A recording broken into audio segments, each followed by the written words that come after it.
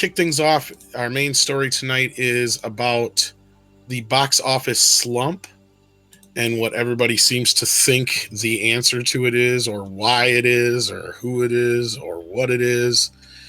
Mary did a video about this. We did a rant about it. Did you do a video about it, Mecca?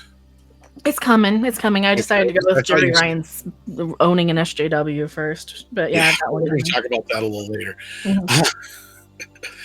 So yeah, everybody's got their ideas as to why there's a box office slump. You ready, Rob, to tell us why that is? Because the movies frickin' suck. That's why. Well, we'll get into that part. I agree. Yeah, on that list in front of us, only 2 of those films are actually good, and they're the ones making money. Well, Breitbart, whoever did a article about it, we covered that one, and then I seen this one by Scott, Mendelson. That meddling Mendelson. Isn't he creepy? He seriously looks like he does things he shouldn't do. Yeah, he's got that shit-eating grin, like just creeper grin. Like he's like, yeah, has that look of like, yeah, my neighbor's John Wayne Gacy, and I know what he does. And I help him bury the bodies. Mm-hmm. Obviously, he doesn't do that, but he just kind of looks like this. Yeah, he did an article. That's everybody through Scott Mendelson. We came up with some lame ass excuses, and we're going to talk a little bit about that. So, Rob, read well, not the whole damn thing, probably, but just the main bit. I don't care. All right. Well, according to Scotty, can we call him Scotty? Sounds condescending. I call him Scotty Boy. Well, whatever. According to Scotty Boy.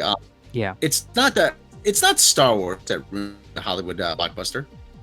It was Batman. Yeah. Okay. Whatever, Scotty.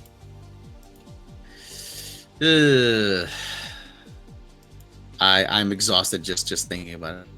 Today's June 23rd, 2019, making the 30th anniversary of Tim Burton's Batman. It's no secret that the 1989 blockbuster was my favorite movie growing up and remains among my favorite movies to this day. Oh, congratulations, Scott.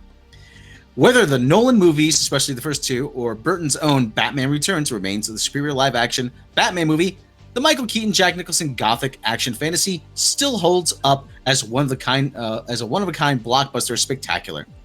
But it's also the movie that, as I've noted here and there over the years, is responsible for many of the trends that led to the theatrical industry's current impasse. Looking back at its success, I maintain that Batman, not Star Wars, and certainly not Jaws, is the movie most responsible for the current Hollywood blockbuster. Bullshit. Forget whose Windows is updating. What happened? That was me. Oh, no. That was my computer calling bullshit. Yeah. Okay. Well, anyway, Scotty continues. First, for those who came in late, Batman isn't the first big-budget comic book superhero movie, as Richard Donner's Superman beat it to the punch by about 10.5 years. And it didn't kick off the wave of successful comic book superhero movies, as most of the would-be copycats were period piece pulp fiction adaptations of the 1930s and 1940s and 1950s comic book strips and radio shows. Batman, since Batman played, especially in its first third, what the hell is he even talking about here? He's losing me. As a 1940s pulp crime noir, it made sense that Hollywood would... Yeah, okay, well, react, yada yada, give you Dick Tracy, Rocketeer, Shadow, Phantom. Okay, shut up, Scott. It wasn't until Hollywood started giving us present tense of the moment comic book adaptations, Spawn, Blade, somebody acknowledges Blade. Look at that. Yay. Fine. Yay. That audiences wanted to see that the genre as we know it took flight. 2 significant trends that Batman helped popularize, namely casting a non-action star as an action hero and offering a scenery-chewing, scene-stealing supervillain. Jack Nicholson's gonzo bananas turn as the Joker can also be claimed by Die Hard. This has anything to fucking... Never mind. Keep going.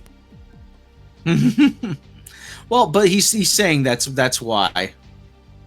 He's pretty And much he's trying a to. fucking moron too. I don't care. I don't care if he's listening or not. You know, I really don't. He's trying to build a case here. Yeah. But it's a case. Putting aside the unprecedented pre-release hype and the marketing bonanza, the likes of which Spaceballs could only dream about, was there Batman toilet paper? No, there wasn't. The ahead of its time fan outrage over Michael Keaton's unconventional casting as Bruce Wayne and its domestic box office triumph in a summer of sequels, Batman was a trendsetter and a groundbreaker in two very specific ways. First, obviously, it showed Hollywood that they could make a film, a non-sequel film, no less, that could be presumed a guaranteed moneymaker by virtue of its source material. Sure, it wasn't the first Hollywood blockbuster whose popularity partially stemmed from a book or a play. Think Gone with the Wind, Ben-Hur, The Godfather, or Jaws. But Batman's success signaled to the industry that they could raid their IP for potential movie material. As such, we had comic book movies, Teenage Mutant Ninja Turtles, video game movies, Super Mario Brothers. That's barely a video game movie. Films based on popular TV shows, The Fugitive. Movies stemming directly from TV shows, Wayne's World, X-Files, Fight the Future.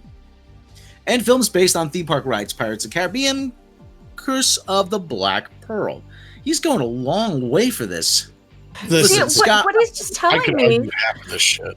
No, what he's telling us is that no, the 90s is what killed movies because they didn't know what the crap they were doing by then. They decided to go out of their way to go in and just do whatever. They're pulling at whatever they can. They're just throwing shit at the wall and see what sticks. Right? They don't have anything like a Goonies or a Ghostbusters or anything that is a passion film. These are all how can we market these. Wasn't Pirates of the Caribbean 2003? That's not even of the decade. Why'd he quote that? No. Well, I will agree that the 90s shit went downhill, but that's a totally different reason than what he's getting at here. Mm-hmm. Warner Brothers had no clue Batman was going to be that big until damn near close to when it came out. They had an inkling, but they didn't have a clue how big it really going to be. Well, the case he's making here is that it set the trend for movies based on other things. No, it didn't. That's what he's trying to say. He goes. He's talking about The Fugitive, Dragnet, 87. Those weren't very good. He goes. Nonetheless, success of Batman, a record-crushing 43 million opening, 251 domestic box office for him, $11 million worldwide, on $50 million budget was so towering that the industry took any kind of prior material they could get their hands on for a possible film adaptation. The massive success of Batman, the fifth biggest domestic grosser of all time, 30 years ago, unique. Okay, blah blah blah. Unlike fantasy blockbusters that followed Star Wars, Batman was sold around existing source material. Yes and no. It made that much money because it was Batman, yes, but it didn't start the trend. It ended with Dick Tracy a year later then. Because if that's what he's trying to say, because Superman the movie just came out of nowhere in 78 and there was tons of shit based on other material in the 80s. We've always had, as long as I've been alive, I can remember things being based on other things, but it wasn't the predominant type of media that we got, right? Like we had a variety of stuff. There was just that there were always things based on other things, and that goes back to the beginning of time. Since we've had the written word, you base things on things. Yeah, that goes back to like the Great Train Robbery is based on train robberies of the 1890s. Like, come on, there's nothing new. Well, the Odd Couple is based on a play. MASH is based on a series of books. There's been IPs been turned into movies. Other things. Anyway. Robin Hood movies, 500. You could go this way back if you really want. Mythology, like My Fair Lady is based on Pygmalion, which is based on a Greek legend, or I'm like, that's not really that new. Hercules, Sinbad. It goes back pretty far. Well, anyways, he goes, the other trend that Batman began, because he's a pun, was the notion of a kid-targeted property being fashioned to a movie aimed at older moviegoers. Yes, I saw Batman on opening weekend as a 9-year-old. I was 19 at the time, making me feel old. And I wasn't scarred for life, nor was I among the kids traumatized by Batman Returns. But I digress. Nonetheless, at the time, the PG-13 rating was 4 years old, and the idea of a comic book superhero being both PG-13 and a dark, violent, and sexual enough to damn well deserve a rating was a huge deal. Batman, and especially Batman Returns, were action fantasies pitched at adult moviegoers and filtered through adult sensibilities. It was considered adult enough that Disney successfully opened Honey, I Shrunk the Kids' $14 million debut, $140 million cume the same day. The notion that a Batman movie that wasn't for kids, filled with some adult movie stars like Jack Nicholson, Michael Keaton, and Kim Basinger, became a template for the current Hollywood temple. More so than, hey, it's based on that thing you love with those characters you adore. Batman was a pioneering 4-quadrant blockbuster, at least on this scale. That played Superman the movie altogether, like completely. It sounds like it. It sounds like Superman the movie has all these things. All of these things. They tried to make Batman the movie since then. It just took that long to get it put together. Richard Donner says fuck you. Tim Burton said he was trying to get a Batman movie made for 10 years. 10 years. I mean, well, if you can find it on John Hamm, or not John Hamm. What the hell's his name? Hamm is his last name, but I can't remember his first name. Peters? No, it's something else. Somebody in the chat will remember. He was trying to get it made for years and years and years too. Not John. It just seems like scapegoating. It just all seems like a vast amount of scapegoating. Well, Sam Hamm. Thank you, Byron Dunbar. Well, Scott Mendelson is okay. Listen, there was a time I used to like Scott Mendelson. You know, but he's just gone off the deep end recently. I don't know what is going on with him. Sure. It's for clicks. It's for clicks. I mean, I think so many of these people, they know that their news sites are kind of getting irrelevant, and the only time we go to Forbes is like, oh God, what crazy article did Scott Mendelson put out today? What clickbait headline did he put out today? He's trying to make the case though that at least Star Wars and Raiders of the Lost Ark were original properties. But at the same time, you had James Bond, which had been much earlier, introduced much earlier, was based on a series of books from the 1950s. I mean, so even that doesn't even that, if you try to make your case on that, you still it's a very flimsy case to try to make. Wait, Indiana Jones original, it was inspired by all those serials from the 1930s. You can't call it entirely original. Well, you can't possibly believe that this is a legitimate or accurate way of portraying things, and it's certainly not going to address the problem. No. How much more is left, Rob, so we can move up to nowadays? Let me just you can read the whole thing, but let me just jump to the final paragraph. Yeah. But he's talking about how this is paved the way for what we have now. None of this is the fault of anyone involved in Batman's success, any more than Spielberg or George Lucas are responsible for Hollywood's 40-year blockbuster fever. The key difference is that between what Batman represented compared to the more original concept-driven fantasy flicks of the 1980s makes it the film that provided the blueprint for Hollywood's current glories and current long-term struggles. The lessons it taught and the opportunities it exposed with its IP sell, hyper-driven pre-release marketing blitz, and an opening weekend so huge that it barely needed to be liked to be a hit, it changed things, and there was no going back. It is one of my favorite movies of all time, but it put Hollywood on a path towards potential ruin. Well, no, I think crappy movies put Hollywood on a path to potential ruin. Yeah. Because if what you're saying is true, then X-Men Dark Phoenix should be a monster hit. Yeah. Well, and it alleviates people of their responsibility today, right? Like, you have a responsibility when you make a movie, if you want it to be good, if you want it to be able to stand the test of time, to give it legs to stand on, right? So people know that when you throw something out there that's just meant to drag people in right off the bat, but it doesn't have legs to stand on, you're ultimately going to fail. It doesn't take a genius to figure that out. So right now what he's doing is trying to alleviate people of the responsibility of doing their job and doing it well. And it doesn't work. What kind of a shill are you? This is stupid. I don't understand this kind of logic or thinking. No. And a better example would have been Godzilla 1998. Mm-hmm. That is what we're living in. The same thing over and over again every fucking summer since then. And the movie that came out the year after that, The Phantom Menace. Those two movies alone are responsible for what we're dealing with today, because they were all about that first weekend box office so they could hide the fact that they had a turd on their hands. They also were nostalgic cash-ins. Exactly. Yeah. Which is all anything is anymore. Yes, most They things did are nostalgic. Batman. We never had 20 fucking Batmans before that. But we did have a Superman before that did all the things that Mendelsohn said that. So if that's the case, then it would have started then. No, this is Hollywood not taking responsibility for the shit they're shoveling and expecting us to pay for it on the first weekend. That started Memorial Day fucking weekend, 1998 with Godzilla, because they knew they had a piece of shit in their hands and they did the best they could to sell it that first weekend to make their money back. Yeah. I'll admit, I went to go see Godzilla that weekend. I'll admit it.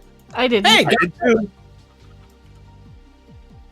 Hey, Godzilla. You know, well, hey, this should be pretty good. Nope. Nope. There was still an air of like, this could fail with Batman. You know, and the reason Spielberg's movies did well was because they were fucking Spielberg movies. People knew if Spielberg's name's attached to it, that's going to be a good movie. There's a reason why Steven Spielberg presents Back to the Future. Steven Spielberg presents Gremlins. All he did was produce them. Same thing with Goonies. That goes back to the era of olden days. Like, I just saw Strangers on a Train, the Hitchcock film, and I just read up that Raymond Chandler's name's in the script because, well, his name's more marketable. Wait a minute, Tom. You mean people didn't go see Back to the Future because Kathleen Kennedy produced it? Oh my goodness, this is a revelation. More because Right? Michael J. Fox was in it and Steven Spielberg produced it than anything. Those were the two key factors. Well, people didn't know who she was. For my childhood. I didn't know her fucking name. Like, I vaguely knew that I saw her name on Animaniacs every now and then. I don't want her name. That's They floated Steven Spielberg out there, presents Animaniacs constantly, right? Like he had a yeah. for a reason. Yeah. He was known for doing good quality content. Yeah, he was like the equivalent of a modern day Disney. Yeah. I mean, as long as his name was attached to it, people trusted it. You know, and we've talked about this before too, Rob, and I think Mecca's been involved too, where we've talked about how there's no stars anymore. Look at this thing we got up here on the screen now.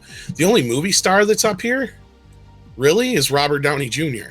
Yeah. And he's, at best, I mean, now he's an A-lister, but Rob and most of us on the panel are old enough to remember when he was just a fucking joke. He was 20 a years guy in ago, Back he to was School. 20 years ago, Now. he was so close to death. Yeah, I There's mean, the the famous million Simpsons- times where he went Sorry. from sleeping, falling asleep, drunk, sleeping in kids' beds to being on the sheets and blankets and pillows of kids' beds. And that is not even a lie. That's the truth. Oh no! Like, I remember the famous Simpsons gag where it's like them going by, going, "Hey, look, they're making a movie. Robert Downey Jr. shooting out with the police, but where's the cameras?" He was in court. He was in the court. He said, "Your Honor, I need help. The way I'm going, I have the gun in my mouth, and I could taste the gunmetal, and I like it." He goes, "I need help." He was begging, pleading for help, Robert Downey Jr. And he got a second chance, and you know what? He made the most of it.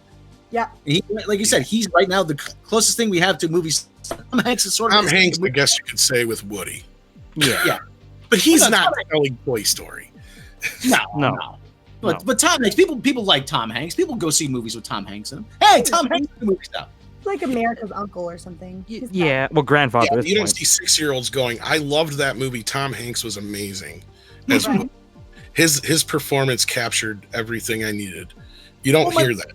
But I'm just saying, I digress. And the point here is, the overall point is, we're getting shit fucking movies.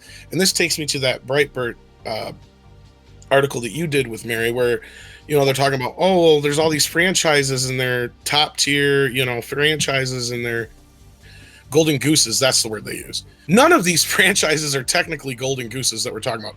Endgame is the only one on this poster that doesn't belong there, because that technically came out before summer anyway. But regardless, even though Godzilla is an old franchise, Men in Black's an old franchise, X-Men's an old franchise, they're not bringing in the people like they used to, because the movies are subpar.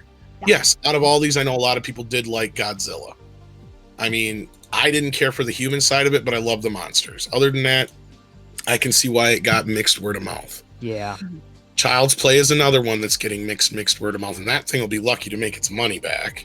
Mm-mm. I mean, and that's rare for a horror movie to not make its money back. But we found out what the budget was today due to Scott Mendelson, or yesterday it was, or it was today, because he did a story on how Child's Play isn't doing as well as hoped, but it's better than everybody thought it was going to be. Well, that's great, but it's still not going to make its fucking money back. It cost $10 million, and they spent how much on advertising? Yeah.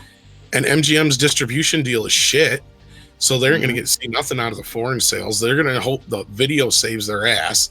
And then Mendelsohn said what I've been saying all along is they may not even be able to do a sequel to the damn thing because they don't own the sequel rights. So they don't seem to have any care or concern with how much they throw into these things, because they expect us to just go see it anyway, right? You attach a name to it, and there it is. That's enough. That's all you need. And they don't expect consumers to do what consumers actually do, which is be selective. You don't just have to go. We have Netflix. We can sit at home on our comfy couches and watch whatever the heck we want. All we do have to do is wait a couple months for it to hit streaming. People don't have to even go out to rent the movie anymore. So it's at this point now where they don't even stop to realize or recognize that consumers, we don't want to go out for a subpar product. No. One of the things that they kind of have been conditioning people to kind of think is that, you don't know until you see the movie. You have to see it to know if it's any good or not. And they bash you for saying, hey, that trailer looks like a piece of shit. No, that's what the trailer is for. Remember Ghostbusters. Remember Solo. Like this is part of it. They're conditioning people to kind of say that they have to see a movie and they have to see it opening night, and you have to, or else it's going to be spoiled for you. Oh no, spoilers!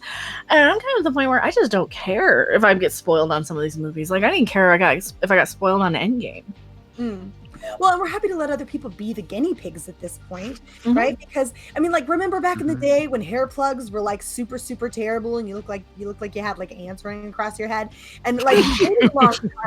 We waited a long time, and now hair plugs look pretty good, and now people are willing to go spend their money on it, and it's not a big deal anymore, right? But people are now willing and happy to wait to allow other people to be the guinea pigs, because we're not interested in spending $10, $12 on a single ticket to go to a movie to see something that we didn't enjoy, where we have the internet to tell us whether or not it sucks. And I know you have super chats, so I'm not gonna keep rambling, but don't worry. It's okay. So, yeah. Okay. Well, let's get to the super chats. Okay, we got Deranged Lunatic, $2 super chat. Godzilla 1998 was a Godzilla-sized turd. Yeah, no argument there. Another one from Deranged Lunatic, $2 super chat. Robert Downey Jr. claims Mel Gibson helped him out. Mel Gibson? This guy's cuckoo, dude. Drunk 3PO, $4.99 super chat. I don't go to the movies much because it's expensive. I'd rather spend my money at Red Lobster. Great panel as always. Well, thank you, Drunk 3PO. Glad you liked that. Wait. So does that mean Robert Downey Jr. beat his problem by squeezing his nipples? No. Oh, my nipples! Oh, my nipples are so sore. You'll have to torture me for that. Oh no.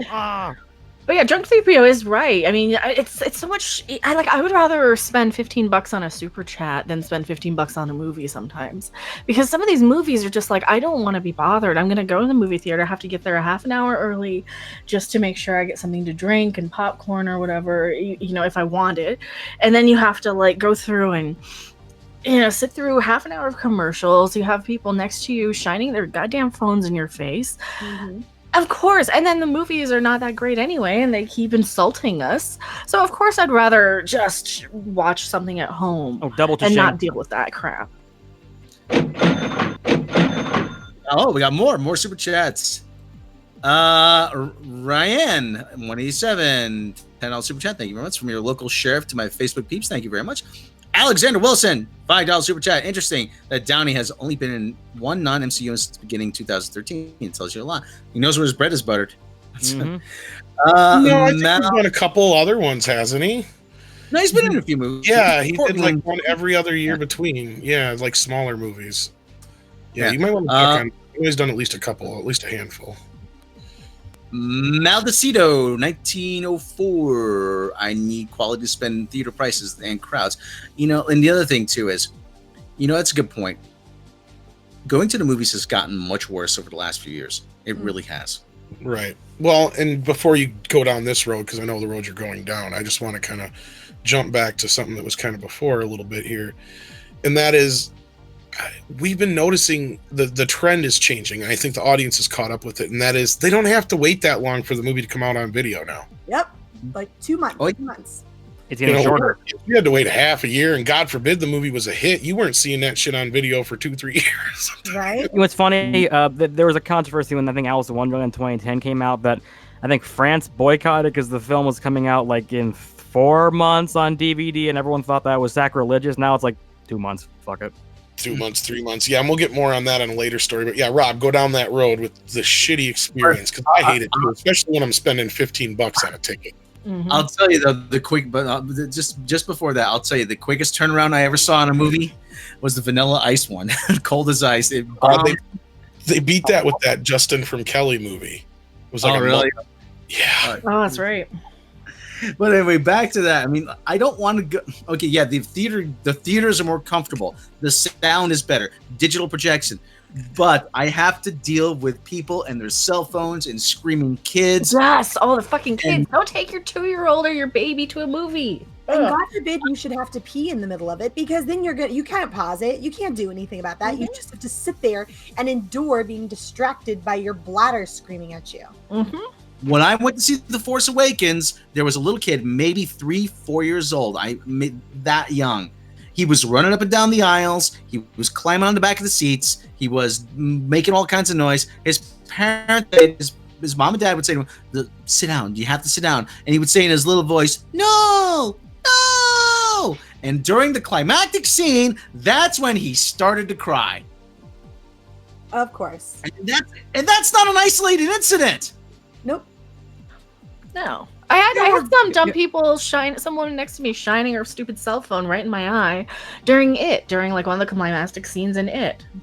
Didn't that happen at Rogue One for you, Rob, as well? You can sum up the entire theater going experience into one word: hassle. It's a hassle. It's always a hassle. It's a chore. Every single time. It's an expensive chore. And why on earth would you go sit in this crowded, smelly theater where popcorn is going to cost you $10 and the drink is going to cost you $5? So if you go just by yourself, you're talking about a $25, $30 experience. So you can sit next to some sweaty guy next to you breathing down your neck while you're just trying to enjoy a movie with a screaming kid, and you've got to hold your bladder, when you could just hold on for 2 months, spend literally nothing if it goes straight to Netflix, which a lot of things do, most things do, and enjoy it on your couch, chilled out, cuddled up with somebody you like. Well, what? How did you describe that guy before? Oh, sweaty, smelly, breathing down your neck. Oh, sorry about that, Mary. I didn't know that was you. Oh man, you're bringing back my PTSD flashbacks when I saw The Revenant. Half the freaking crowd was on their phones. I was sitting next to a guy who I swear to God had tuberculosis. If you have a cough, don't go to the movie. Yeah, every minute he was like, like, oh my God, please God. Of course, that being said, I was sick as a dog, and I did have a pretty bad cough during Shin Godzilla. But I was doing what I could to hold it. Yeah, I was gonna say coughing, as long as it's not extremely obnoxious, or obviously the person shouldn't be there. Other than that, it's like the little things like y'all are saying, and that's what bothers me too. It's the cell phones, it's the kids at the theater. It was one where I had issues with. I brought this up before, where there was 2 kids behind me, like talking through the whole damn movie, and I was about to turn around and say, if I wanted to listen to the audio commentary, I'd just wait till the fucking movie came out on Blu-ray, but luckily somebody else said something first, And Mm-hmm. I'm sorry, Tom. Go ahead. I'm sorry. I was just gonna say, and sometimes though you get afraid to say anything anymore because you don't know if you're gonna get shot nowadays. Jay, look what happened with me at Halloween. They were trying. That guy was gonna well, I have a video of it when I went and saw Halloween because I recorded. Yeah, he what got pretty hostile with you, considering you're just a woman. That's kind of. Yep. Yeah, and I'm like, okay, should I call the police? Is this asshole going to? You're a woman, and he was obviously a much bigger man. Yeah. He was like, and it's not like you're just because you're. No, you treat anybody with respect. You don't threaten anybody, especially somebody smaller than you, if you're like in a movie like that. That's so stupid. And this, I just like to preface this, but this isn't a recent phenomenon. This has been going on for the last 15, 20 odd years, that the movie going experience has been getting worse, worse and worse and worse and worse. When I went to see Spider-Man in 2002, there were a group of homeboys and homegirls sitting right behind me, and they had to have a running commentary through the entire movie. Who's that? What he doing? He drunk. Oh man. Oh, look at that. I'm like, oh, for God's sake. And this is not, and oh, Larry, $3 super chat. Ka-ching. Oh, Rocky Boy Glavatar. Nice. Love that. I love Rocky You get a Boy. double ka-ching for that. Okay. And you get the winning bell. Okay, there. Sleep in presto. And now here's something we hope you'll really like. Well, I will say this: that not sorry. Excuse me. Go. Well, like I said, it's been getting progressively worse. And when I went to see Casino Royale, there was a couple with a child in a stroller. Oh God. And this was at a late bothers showing. me because you know why, and that's what pisses me off is the theaters will let infants and shit like that in for free. Yeah. See, they used to have like baby rooms and smoking rooms and other things in a lot of the bigger theaters, so it wasn't such a big deal. But nowadays, these people won't miss the movie because they spent so much. It's like, spend the $10-15 on a babysitter for Christ's sake. Yeah. Dude, if you have money to go to a theater, right? Exactly. Then you should have the $20 that it's going to take to have a sitter come in for 2 hours and watch your kid, instead of forcing everyone around you to go through this hellish experience because you don't give a damn because you wanted to go out and see this movie. Well, look, and like you guys were saying earlier, like, you can wait 2 months. If you can hold off for like 2 months, this movie is going to be brought to you on your own giant on your own giant screen in your own living room where you can sit on your comfy couch and you don't have to put everyone through that hell or to pay for this ordeal, right? That's the big kicker. I think it's one of the big reasons why people are sort of getting more and more turned off or starting to realize that this is starting to get silly, at least during the summer months, right? That this is a silly thing to pay for when you're basically paying at least $15 bare minimum to go in to a theater where you have to deal with this hassle and people who don't give a damn about you and this uncomfortable experience, and when you could just hold off for a couple of months and be able to enjoy the movie. I do not believe that the theater experience is one that you're going to enjoy. Certainly not enough to pay $15 for. Now, if we were I talking dread about it. $6 ticket, right? Like $6 for a ticket to see it a couple months ago. Oh, yeah, matinee is not terrible. Like, so you can get If you want- matinees, you can get $5 Tuesdays, you can get cheaper. Like, I would only go see movies on Tuesdays because they were $5 in Wisconsin at the Marcus theaters. But you know, you're absolutely right, and even then, you know, even then, are the movies even that good though to even bother with, right? They're really not. That's the thing I was trying to say is you need an end game. You need something like that to get people out anymore to the theaters. And that part hasn't changed. What's changed is, and besides the whole Godzilla effect, is something I've studied for a while now. And that is just how Hollywood works in general. Now they've cut back a little bit here in the last couple years, but we went from in the 80s where I think the average of movies that released in a year was like 24 to 36 movies. Theatrically, like big releases, compared to like over 100 by the time we got to like 5-10 years ago. Yeah. Well, now they're training us. Well, they're over- training us to make these disposable is the problem. They're training us that we have to see it opening night, or else it will be spoiled for us, or else everybody on social media will be talking about it. They'll spoil it. They'll tell you how it ended. So you have to see it opening weekend now because of social Right. media, and that's almost extortion. Be true. The spoiler thing is a genuine worry that when you don't see something in the first week, you're like, oh crap, someone's gonna spoil this on social media. You start dodging people, and then sometimes you read an article back in, they spoil it. I'm like, I'm always Care about that so much though. Well, I remember we just talked about this recently when trailers used to show the whole fucking movie. people are actually more Literally the whole movie. Mhm. You didn't need to see the movie. I think people are quite careful, honestly. Like we spoiler alert the bejesus out of stuff these days. We're all very careful, and I think people, as a general rule, are quite considerate on that front. Maybe I've had a different experience than you, but when you go around online, literally the first thing that you see is spoiler alert. So you know when you're heading into territory that you're not supposed to be heading into. And so I've never. I mean, like, God, man, I went like freaking, what was it? A couple of weeks anyway without getting spoiled on Game of Thrones before I'm shocked. that's not even a theater release or whatever. Like, People were getting spoiled on that like weeks before the episodes even aired. I mean, I managed to avoid it. I think you can avoid these things, and I agree with Mecca completely. That's a measure of extortion for you to feel as though, oh, you're going to get spoiled. No, just be a little careful. If you're super worried about it, hang tight, and as long as we're careful and we're considerate of one another. And also, this whole concept that you have to go to the theater for every single movie is stupid. No, make a good movie that's worth me going through that ordeal to go for. I'm sorry, but unless you've got like an in-game, something iconic at this point, I'm a little worn out because you keep promising me this stuff that doesn't work out, that isn't good, that I'm not interested in, that winds up just being the same repeated garbage that you keep vomiting out there for me to try to absorb. I've caught on to you. I'm wise to your shenanigans over there, people, and I'm fed up. I'm just not going to keep spending my money in order so that you can bamboozle me again. I will say that, okay, Fuck we were those talking about the negative experiences on film, and yeah, that there's a lot of them. I've had a few bad ones, but there are still good experiences. Like when I saw John Wick 3, the whole crowd was cheering and going, yeah, they weren't, bitching and complaining or doing anything annoying. Yeah, the John Wick crowd was good because you're getting into like an R-rated violent movie. You're the safe thing. I went to the midnight premiere of Freddy vs. Jason. I'll be damned if people didn't bring in like their 3 and 4-year-old fucking kids to that movie. Yeah, they do the horror movies all the time. John Wick, at least, are pretty respectful. Yeah, and 5 years back, there was literally a Seinfeld moment. I think I saw Fury, and some guy was texting on a cell phone, and one guy literally got up and went, "You're gonna stop that shit right now." And the guy went, "Oh, okay," because he was a big guy, and everyone cheered. Chat. Let's see what we got here. Hold on, I gotta bring him up. Ooh. Chat. Michael Canule, $9.99 super chat. I'm thoroughly enjoying this surround sound rant with detailed cinema. Hell, examples. All of you rock. Yeah. Well, another thing too is, actually, you know what? I will say that Endgame, they did a good job of preventing spoilers with that Twitter campaign. Don't spoil the Endgame. All the actors saying, "Don't spoil the Endgame." I thought that was pretty clever. Yeah. Yeah, now I guess Tom Holland got shit like recently because he spoiled it. How many 2 or 3 months later now somebody was going after him a couple days ago? He does that all the time.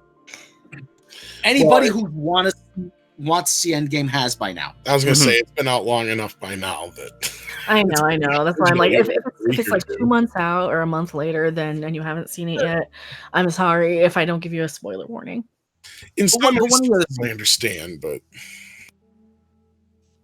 one of the other things too is that, like I said, everything's so front loaded. And you were talking about getting a babysitter. My parents raised 5 boys. Okay, yeah, there were things they had to sacrifice. Going to the movies was one of them. Yep. Mm-hmm. I don't think they went to the movies for 15 years, and when they did, they left us with somebody that they could trust. I bet you got stuck watching whatever movie was when it come on TV until video came out, and then I'm sure video rental night was pretty popular in your house.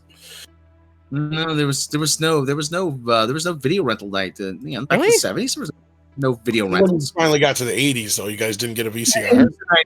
80s and 90s, we had VCRs, yeah, but pretty much we took care of that. By then you had already been a teenager, yeah. Yeah, my brother usually would run up my my late charges at whatever video store there was. Yeah, what was the most checked out movie? Debbie Does Dallas? No, I think it was what was it? Star Wars. Deep Throat. Tyler, you forget how hard it was to get porn back then. Yeah, it wasn't easy. You had to find a certain little mom and pop place that has a certain little back room. So or have an older cousin or. Mm-hmm.